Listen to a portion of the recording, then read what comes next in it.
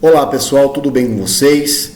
Eu sou o professor Luciano e bem-vindos ao canal História com Luciano. Na aula de hoje nós vamos trabalhar a questão da inserção econômica e também social dos negros após o processo de abolição. O negro em uma sociedade racista. Na aula de hoje eu vou pedir para vocês já se inscrever, curtir a nossa aula, compartilhar, ative o sininho para que você receba todas as notificações, né? Tudo que a gente postar aqui no nosso canal você vai receber aí na sua casa. Então não se esqueça, isso aqui é um conteúdo de revisão, conteúdo para o 9º ano. E você que também não está no 9º ano, está no 8º ano, está no 1º colegial, no 2º, independente. Isso aqui é uma revisão para vocês, provavelmente vai ajudar vocês de alguma forma. Então não se esqueça de curtir e se inscrever no nosso canal, perfeito? Então vamos lá. Qual é o contexto histórico? Nós temos em 1888, nós temos então a promulgação da Lei Áurea. A Lei Áurea, ela é considerada uma das leis abolicionistas, né, impostas pela princesa Isabel durante o segundo reinado de Dom Pedro II, onde ela vai proporcionar então a libertação de todos os escravizados, né, de todos os africanos escravizados vão ser libertos a partir então desta lei. Então ela aboliu por completo. O problema é que esta lei ela não garantiu, ela não ofereceu certo suporte necessário aos libertos. Que tipo de suportes que eles deveriam ter oferecido, que essa lei deveria ter de alguma forma pensado? Houve ausência de políticas públicas de inclusão do negro à população da sociedade. Então, que tipo de ausência de políticas públicas? Nós temos, não foi pensado na terra, não foi pensado no trabalho, não foi pensado na moradia e não foi pensado na educação. São exemplos de políticas públicas que poderiam ter sido pensadas durante esse período para que o negro, a população recém-liberta, pudesse ter pelo menos um mínimo de decência, uma vida decente após a sua libertação. Então os escravizados habitavam com seus senhores nas terras dos seus senhores. Com a libertação dos escravizados, eles não tinham moradia, não tinham terras próprias, não tinham acesso à educação e tudo isso dificultava então o acesso, né, e a inserção da população negra à sociedade. A sociedade também continuou estruturada no racismo e na exclusão. Com o fim da escravidão no Brasil, não quis dizer então, não pôs um fim ao racismo, ao preconceito, à discriminação que a população branca tinha em relação ao negro, né, a população negra. Isso só foi piorando a partir dos momentos em que se passavam cada vez mais o tempo. Então nós temos aqui a situação dos negros libertos após então a promulgação da Lei Áurea. Então nós temos a população liberta sem nenhum tipo de indenização, ou seja, pelos maus tratos, pelo todo o trabalho forçado, trabalho compulsório, né? Eles não tinham terras, eles não tinham acesso à cidadania plena, que todo indivíduo, que todo cidadão, então, teria direito.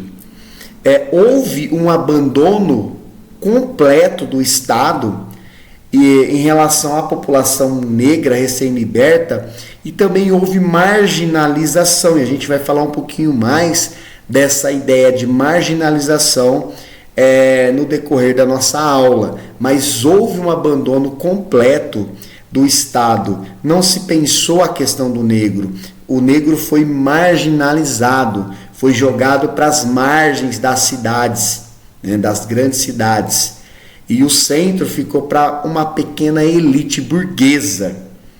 Houve também, após a promulgação da Lei Áurea, principalmente após a proclamação da República do Brasil, houve uma substituição da população negra em relação a trabalho, a economia, por imigrantes europeus, né, no mercado de trabalho. E também houve uma política racista e preconceituosa, conhecida como processo de branqueamento.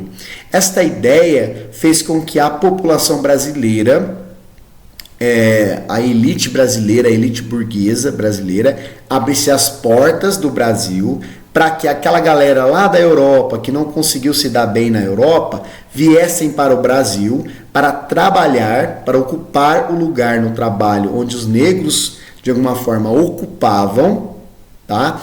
E de alguma forma para que houvesse o processo de branqueamento, né? Os europeus, mais de 70 nacionalidades, vieram para o Brasil e provavelmente se relacionaram com essa população negra, proporcionando então o processo de branqueamento. E é claro, pessoal, alunos, que de alguma forma esses imigrantes eles viriam para tomar espaço no mercado de trabalho em relação à população negra. E isso intensificou cada vez mais a marginalização desta população que não tinha trabalho, não tinha moradia, não tinha acesso à terra, não tinha alimentação, não tinha... Eles foram marginalizados. Por conta disso, surgiu os primeiros cortiços, né, nas cidades, surgiram as primeiras favelas e a gente vai ver um pouquinho mais à frente. Então, negros, a população negra, eles foram empurrados para trabalhos informais, né, braçais, precários, aqueles que não tinham tanta importância, tanto valor. Havia também discriminação racial nas contratações. A população negra não era contratada. Então, se era ex-escravizado, era negro, de alguma forma tinha mais dificuldade para se inserir então no mercado de trabalho. Houve a formação de uma base de mão de obra barata e marginalizada, ou seja, a população negra era tratada, os recém-libertos eram tratados como minorias, como animais, como uma população que não valeria a pena você dar atenção. Sem acesso então à moradia digna, houve então o surgimento de cortiços e ocupações precárias, regiões onde não tem saneamento básico, não tem infraestrutura, as condições de moradia elas eram extremamente precárias, sem acesso à energia elétrica, à água, né, e tudo que é necessário para ter uma moradia decente. Houve a formação das primeiras favelas. Eu sempre gosto de lembrar, aqui já tem vídeo aqui no canal, já tem aula aqui no canal falando sobre a revolta, né? A revolta que houve lá no sertão da Bahia, que de alguma forma possibilitou que alguns militantes, algumas pessoas que participaram da revolta, de alguma forma eles contribuíssem para a formação das primeiras favelas no Rio de Janeiro. A primeira favela aqui foi a favela da Providência, lá no Rio de Janeiro. Então as revoltas que ocorreram lá no sertão, lá no Nordeste brasileiro, possibilitou então a nomeação das primeiras favelas. E favela seria uma flor, né? O nome de uma flor que se encontrava lá no Nordeste brasileiro, lá na Bahia. Então foi nomeado aquelas regiões, aquelas construções das primeiras cabanas, né? Das casas de madeira e tudo mais, foi nomeada como se fossem então as favelas. Também houve segregação espacial. Que tipo de segregação espacial? Algumas regiões das cidades elas foram delimitadas como de moradia de uma elite burguesa, ou seja, da elite brasileira. e outras regiões, ou seja, as margens das cidades, elas foram então preparadas para a habitação dessa população recém-liberta.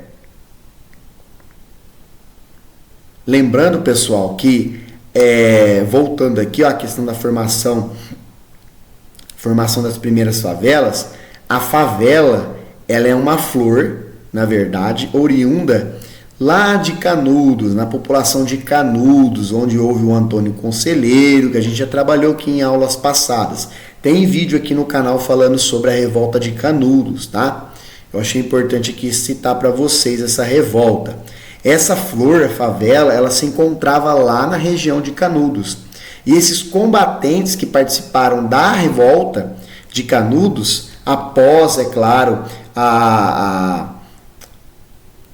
de alguma forma o governo brasileiro ter parado essa revolta, de alguma forma esses combatentes vieram para o Rio de Janeiro e começou então a ser expulsos daquelas regiões do centro e dos cortiços durante o período ali da modernização de Pereira Passos, que estava ocorrendo no Brasil, principalmente no Rio de Janeiro e São Paulo, durante o século XX. Então eles foram para as margens das cidades, negros, marginalizados, né, ex-escravizados, pessoas com problemas, deficiência e tudo mais, eles foram se mudando então para as margens das cidades e ali eles foram construir as primeiras favelas.